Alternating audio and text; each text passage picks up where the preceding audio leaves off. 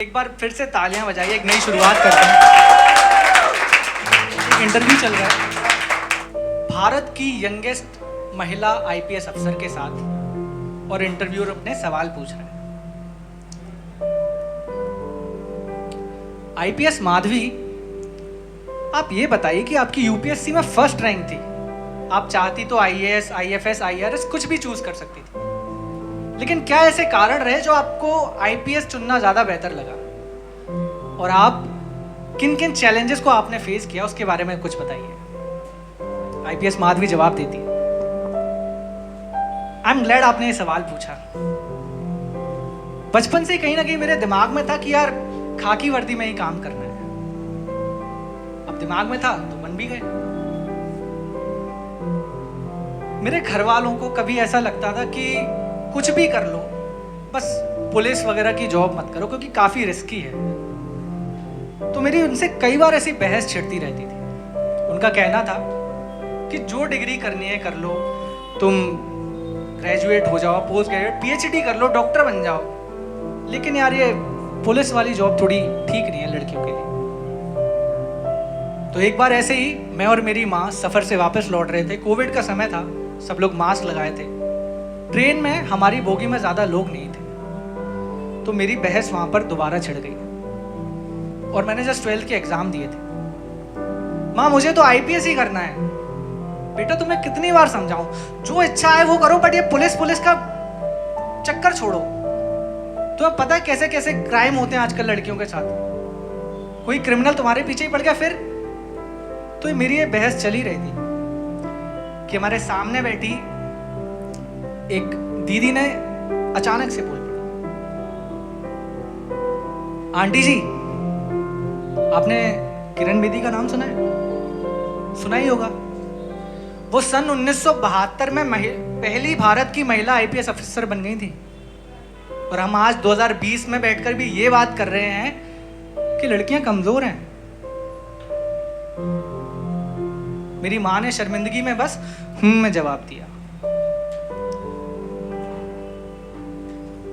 दीदी दोबारा बोली, माफी चाहूंगी आंटी जी, मुझे ऐसे बीच में बोलना नहीं चाहिए था, लेकिन क्या करूं, खुद को रोक नहीं पाई। तो जैसे ही मेरी मां सो गई, मेरी उन दीदी से बातचीत शुरू हो गई। दीदी ने काफी सारे किस्से मुझे सुनाए और उनमें से एक किस्सा ऐसा है जो आज भी अगर मैं याद कर लेती हूं तो काफी मोटिवेटेड, काफी आजाद फील करती हूं। दीदी बताती हैं कि उनकी एक सहेली हुआ करती थी जो हर काम में परफेक्ट थी। पढ़ाई लिखाई में, घर के कामों में एक बेहतरीन फोटोग्राफर थी। लेकिन एक समस्या उसके साथ थी। एक समस्या जो समाज के उसके साथ थी वो थी ये कि उनके चेहरे पर और गाल और गले पर कुछ सफेद दाग थे।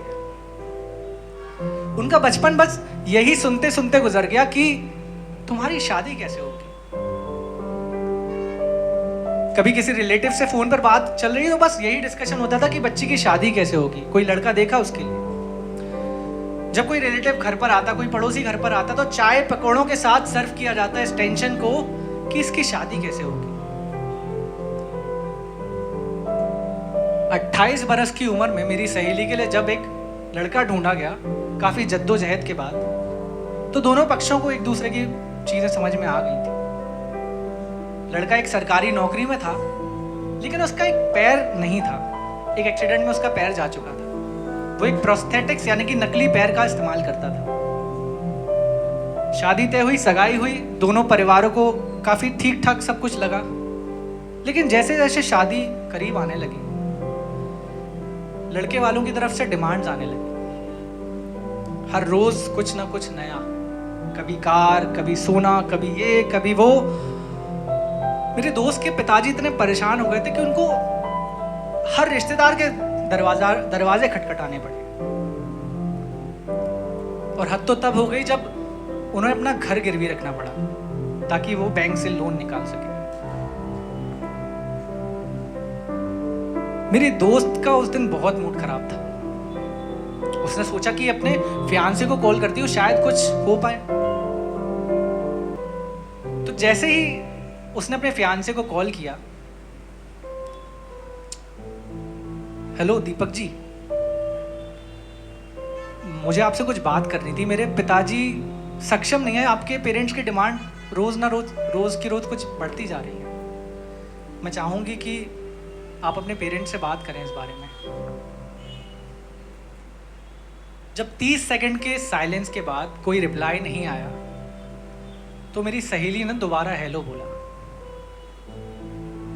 और दूसरी तरफ से आवाज आई एक महिला की जो कह रही थी, अरे बेटा बोलना, तू तो सरकारी नौकरी में है, इतना तो बनता है। ये बात सुनकर मेरी सहेली की आंखों से आंसू टपकने लगे, लेकिन फिर भी उसने हिम्मत करके दीपक जी का जवाब सुनने की इच्छा जताई। दीपक जी हिचकिचाते हुए बोले कि दरअसल मैं कुछ कर नहीं सकता, मेरे माँ बाप जो कहेंगे वैसा ही होगा, और आप निश्चिंत हो जाइए। एक बार आपकी शादी हो जाएगी ना तो आपके घर वालों की सारी टेंशन दूर हो जाएगी। मेरा क्या, मेरी तो सरकारी नौकरी है, आज नहीं तो कल मेरी किसी ना किसी से शादी हो ही जाएगी। समस्या आपके साथ है। ये सुन के मेरी सहेली को कितना तुच्छ महसूस हुआ होगा ये बस मैं ही समझ सकती हूं। उसने गुस्से में फोन काट दिया।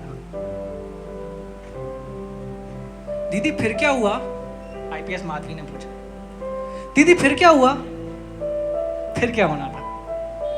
एक टिकट हुआ बंबई का, 2 खत लिखे गए, और 3 तारीख यानी कि शादी से पहले मेरी सहेली ने अपना घर छोड़ दिया, अपने बाबूजी के सिरहाने वो 2 खत रख के। अरे वाह दीदी, क्या स्टोरी है! मतलब एक तो एकदम हीरो वाली बात है इसमें तो।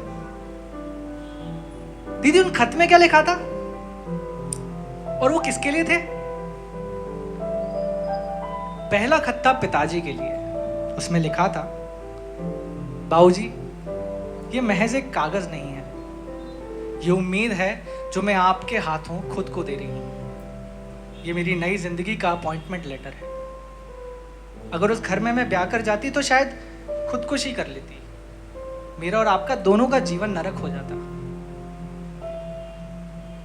और हाँ, आप मेरी टेंशन मत लीजिएगा, मुंबई के एक बड़े प्रोडक्शन हाउस में मेरी ऐसा फोटोग्राफर जॉब लग गई है।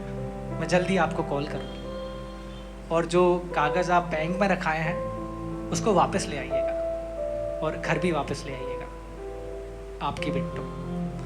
अरे वाह दीदी, तो मतलब यार मैंने तो ऐसा सुना था कि लड़कियां अपने प्रेमी के साथ शादी करने के लिए भाग जाती हैं। पहली बार ऐसा सुना कि लड़की अपनी शादी ना करने के लिए अपना घर छोड़कर चली गई। ये तो बड़ी दिलेरी वाली बात है। हाँ है तो। और दीदी दूसरे खत में क्या लिखा था? दूसरा खत था उस लड़के के नाम जो खुद में खामियां होने के बावजूद सामने वाले की खामियों का सम्मान नहीं कर पाया। उस खत में लिखा था,